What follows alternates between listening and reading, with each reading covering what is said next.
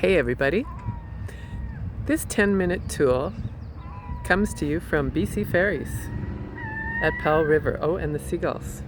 We're going to talk today about listening for. Listening for is a concept. You can look this one up. You can learn about it. Listening for, I believe, serves us very well around unconscious bias and conscious bias. I imagine for a lot of you watching this, you're familiar with the concept of unconscious bias, right? We talk a lot about blind spots, things that others can see about us, but we can't see. We talk a lot about unconscious biases, the ones that we don't even realize are going on. Lots of this stuff goes on underneath the surface of the water, if you will. Or if you think of an iceberg, and each person is an iceberg floating around. Each of us has behaviors that we see above the surface and a lot more going on underneath. I've heard quite a few people in the classes and workshops I teach and in my coaching conversations say, I don't like all this bias stuff. It blind spots and bias, I can't help it and I can't see them. And it makes me feel out of control. So I often think, okay, self-awareness, wonderful, right? What can we do about it? So you can find out, you can become so much more aware about blind spots. You can become very aware about unconscious bias, right? The theory of it, the concepts themselves. There's a fabulous, for the first one, for blind spots. If you're in a leadership role or aspire to be in a leadership role, and just as a human, if you look up on the internet, there's a very helpful and popular, it was an initial article and now it's circulated around, and it's called Top 10 Leadership Blind Spots. You will readily find that. Take a look at it and see if you can identify for yourself some blind spots you might have. Some of them might be related to what you listen for. Okay, so that's a little tip. So that's something you can do on your own, because I'm going to talk to you about this concept of listening for. This is the tool for this session or this little video. So that's what you can do for blind spots, is to look up top 10 leadership blind spots, learn about them, and see what you identify in yourself. If you're like, I don't know, because really, how can we see our own blind spots if we're blind to them? Well, the other way is to ask people, even to share that article with someone that you work with the team you work with, or the people who, your colleagues, your employees, for example, your supervisor, and ask, hey, do I show any of these? I don't know, I can't see it. Okay, second one now, unconscious bias. I'm going to relate this directly to listening for. There's an incredible tool. If you search for the Cognitive Bias Codex, CODEX, and just in your search put Cognitive Bias Codex and just type in wiki or Wikipedia. And there's several now versions of this, but go to the one, it looks like a beautiful big mandala, and it has all of the names of all the unconscious biases that we have, that we've identified so far. So they're sometimes called cognitive biases or unconscious or conscious bias. Explore the heck out of this. I hope you find it. I hope you find it useful. If you can't, send me an email, christine.saxon@gmail.com. Happy to send it your way. What it is, it's about raising awareness about, what do I not know is going on for me, right? What do I not know myself even? Like, of course, other people don't know what's going on under the surface of my water, because I don't know and I can't see it. It's unconscious. I just do these things. I'll start with a few common ones. You've probably heard of confirmation bias. Okay, confirmation bias, I call it blinders. It's like when we have blinders on, like a horse when it's pulling a cart, so that we can't see around us. When we have a story going on and we're like, oh yeah, this, right? I'm gonna make one up. Oh, I need to get a white truck. Really cool people drive white trucks. We will look around. There's also another model about this, but we will look around and see more white trucks. It confirms our story. Oh yeah, I see more white trucks and the people in them look pretty cool.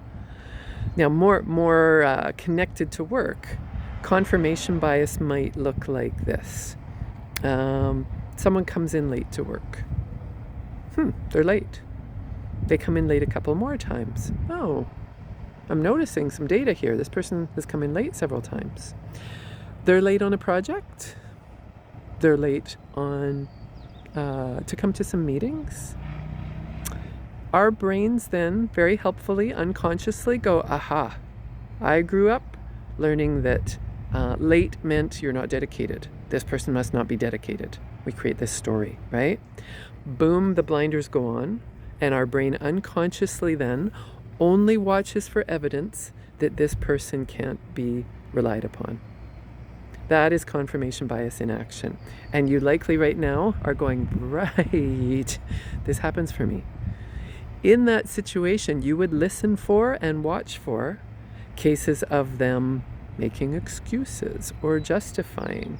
And what this does is confirmation bias doesn't allow us to see the other data that could actually show that they're very committed. They're coming in late because they're actually working late at night, and they are really curious, so they ask lots of questions. Right? It blocks, it selects data. Affinity bias is another one. Affinity bias or in-group bias refer to times when we naturally feel drawn more towards someone or want to work with them, or or like, oh good, I'll sit beside the bus with this person, or sit beside them on the bus, because we have affinity, we have similarities, we are in the same in-group. Different physical aspects, different background, whatever that is. Okay, so that's just a reminder and new to some of you about what unconscious bias is. So let's now talk about this concept of listening for. This is the self-awareness piece. This is what you can do, one thing that you can do about unconscious bias. Like, learn about it, get curious about which ones might be going on for you, blind spots and bias. And then I ask you, when you are listening to other people, what do you listen for? Are your ears just open, wide open, and you're listening and going, oh, I hear them. Oh, neutralize my feelings. Yes, curious, I hear them. If you're like the majority of people, a lot of the time, you're actually listening for more things. Unconsciously, biases will be going on. Listening for, affinity bias or in-group bias leads us to listen for similarities, connections, relatedness, feeling like I belong, right? This is easy, this is natural. So you can imagine it listens against that if the person doesn't have similarities. Listening for shows up really highly dependently on your core values. I listen for people being accepting. I listen for people being accountable. If someone needs to vent and they say, Christine, can I just vent?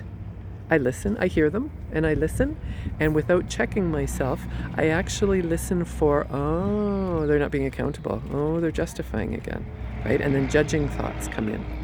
Folks, we listen for what matters to us. If belonging is a core value, you're listening possibly to say, oh, me too. Oh, I get you. If caring is a core value, you could be listening for an opportunity to say, I like that about you. Oh, that was kind of you. Okay, so you're getting the connection now and the gist, hopefully, of what listening for is. You can look this up. If you look it up on the internet, look for listening for, and then maybe communication or leadership or something. If you want materials and can't find any, you're welcome to send me an email.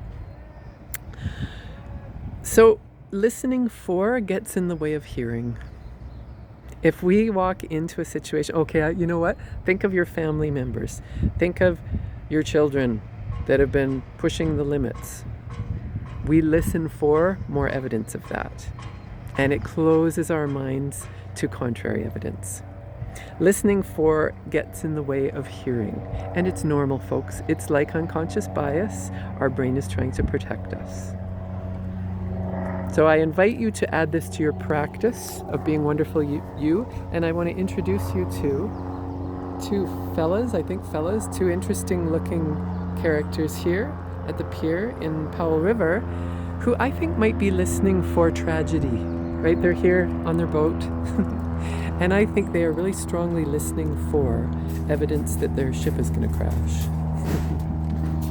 I wish you happy sailing, happy paddling, and to spend some time consciously mindfully noticing what you listen for. And as you do that, listen with compassion to yourself, because we all do this. Awareness can help you actually notice it when you're doing it, name it, and navigate it the way you want to. So let's say you're having a conversation with someone that really matters to you, and you notice that you're going, and you have something you want to say, or your brain's going, I don't know about that. You know, these different reactions that we have. You can stop right there and go, oh, notice it. Yeah, I notice I'm doing that, right? I'm about to correct them or stop them, or in my head kind of brush them off in my own thoughts, whatever it is, so that you notice, oh, I'm doing that thing. Name it. Oh, thanks, brain, for listening for, but I'm actually going to navigate it differently, and I'm going to listen to hear them. Happy listening.